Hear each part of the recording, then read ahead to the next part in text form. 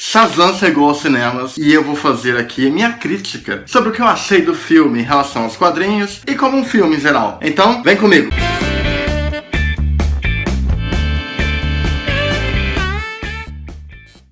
Se você tá aqui comigo, já se interessou por esse vídeo, se inscreve no canal ali embaixo. Muito bem, a Warner e a DC, enfim, lançaram Shazam nos cinemas, né? Que é um filme que ele já entra na nova DC. O Zachary Levi, todo esse filme, ele já iniciou sua produção após a era Snyder. Então esse aqui já está totalmente dentro do novo mecanismo da DC. Esse mecanismo, né, esse formato de criar histórias autocontidas, né? E não ficar interconectando o universo, cada um ter seu universo ali seguindo paralelo, mas sem muitas conexões.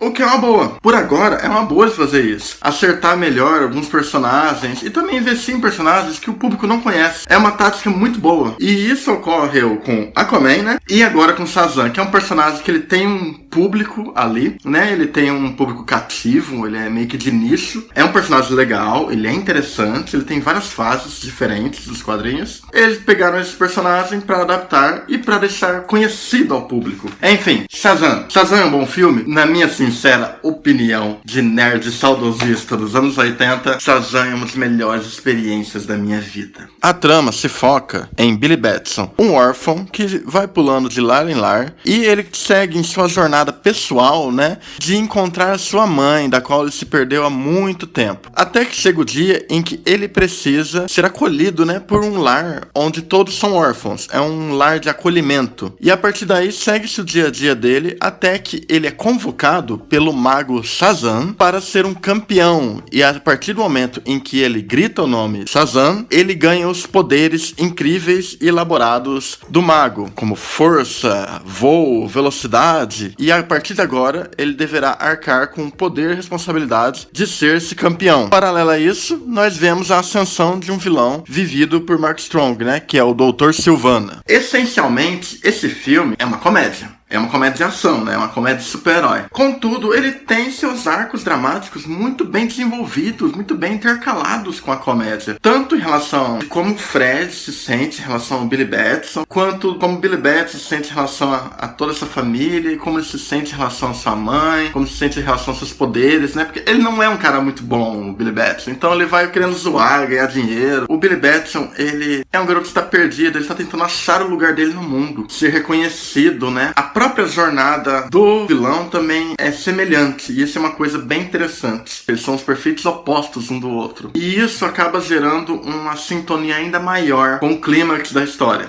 Mas, em geral, o filme, ele passa bem essa ideia da comédia, né? Porque ele não sabe ser um herói. Quem encaminha ele é o Fred, porque o Fred conhece tudo sobre todos os heróis. Então, o filme, ele segue uma comédia ali com seus tons de ação. As próprias cenas de ação, quando ocorrem, né? Elas têm um tom mais cômico. E isso não é um defeito. Você compreende que ele tá fazendo aquilo daquele jeito, porque ele é uma criança. Então, é por isso que ele tá agindo daquela forma. Sabe? Ele tem aquela coisa muito boa dos anos 80, que era essa forma elaborada que eles tinham de filmes do Spielberg, da Amblin, né? Como Goonies, E.T., Conta Comigo. O que esses filmes tinham em comum, e é muito raro de ver hoje em dia. Eles sabiam como entender a linguagem do jovem. Eles sabiam como entender e eles desafiavam o jovem. Esse filme tem, aliás, alguns momentos de terror que realmente desafiam as crianças. Eu me lembrei de quando eu tava vendo História Sem Fim, quando eu era criança, Convenção das Bruxas e outras coisas do tipo. Mas isso é bom. Isso é muito bom. Você está tratando as crianças como seres humanos e não como um ser abaixo dos outros. O elenco tira de letra esse filme. Um dos maiores destaques da atuação é com certeza Jack Dylan Grazer, o garoto que estava em It, a Coisa, né? E aqui faz Fred, o irmão adotivo e amigo de Billy Batson, um completo nerd que entende tudo sobre super-heróis como Aquaman, Mulher Maravilha, Superman, Batman. E a partir daí ele começa a servir como um guia, né, para a jornada de Billy. Temos ainda outras participações ótimas do elenco, como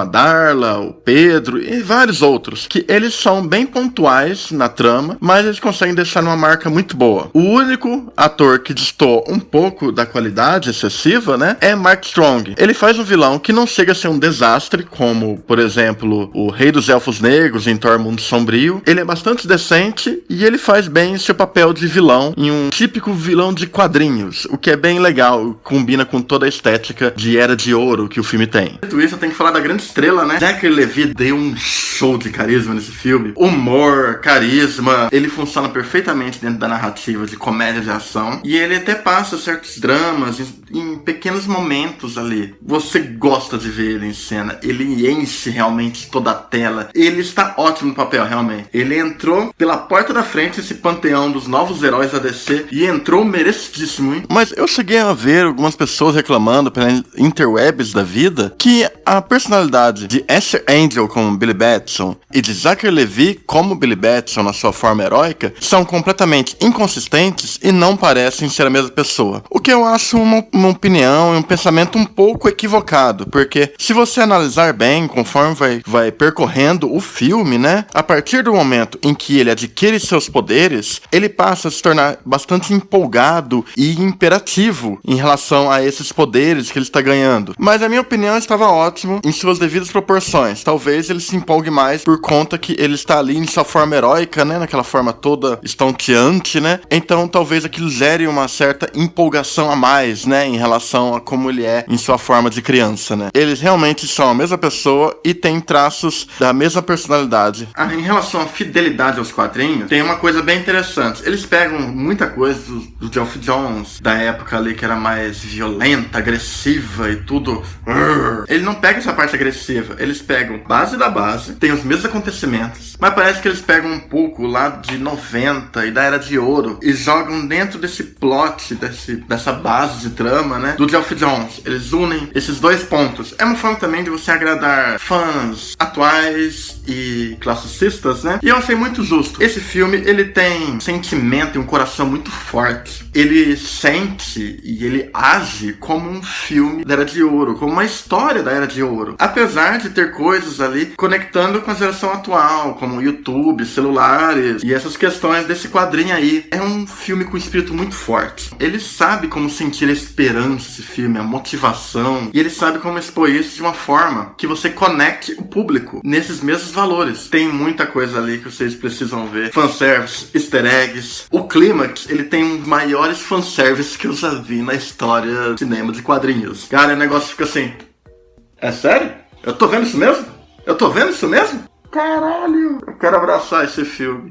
Agora, se tem um ponto que realmente me impressionou em Shazam, foi a direção de David F. Sandberg, que ele faz um trabalho bem interessante, ainda que não deixe uma marca tão forte como outros diretores, como James Wan ou Pat Jenkins. Mas ele faz umas coisas bem legais. Ele sabe como contar a história, ele sabe como desenvolver seus personagens, e ele sabe como conduzir a narrativa. Então, tipo, quando aparece a caverna do Shazam, tipo, tem uma câmera meio aérea ali, passando lentamente, uma trilha. Parece bem aqueles filmes de fantasia sombria, né, dos anos 80. Tipo, ele tem um controle bom da ação, né, de como vai levar a cena. E é isso que garante boa parte da grandiosidade, né, do Shazam. Ele é um filme pequeno em seus 70%. O diretor e o roteiro trazem certos elementos, colocam bastante desse ar grandioso, né, das histórias do Shazam. E isso é bem legal, porque, tipo, você conta uma história focada em seus personagens, muito bem contada, por sinal. Ele sabe como levar a história. E aí você deixa